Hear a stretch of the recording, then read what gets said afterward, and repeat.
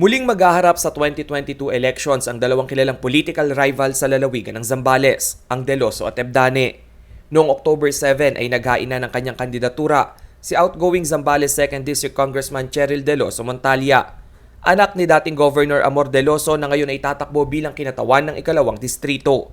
Nanungkulan si Deloso sa pagkagobernador noong 2016 nang matalo niya si incumbent Governor June Ebdane.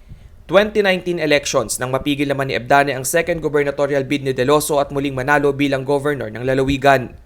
Subalit sa 2022 elections, ang batang Deloso na ang makaharap ni re-electionist Governor June Ebdane. Pakatututukan umano ni Deloso Montalya ang COVID-19 recovery plan, edukasyon, trabaho, kalusugan at turismo ng lalawigan sa oras na maluklok sa pwesto. Habang si incumbent Governor June Ebdane naghain na rin ang kanyang kandidatura noong October 6, tumakbo siya sa ilalim ng local party na Sulong Zambales na kanyang binuo noong 2012. Ang pagtutok naman sa sektor ng kalusugan ang magiging banner project ng gobernador.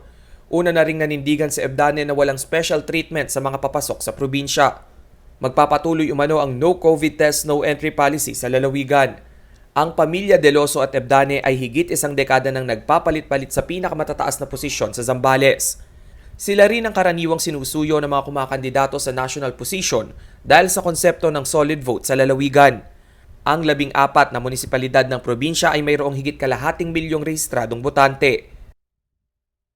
Rainiel Pawid, CLTV News.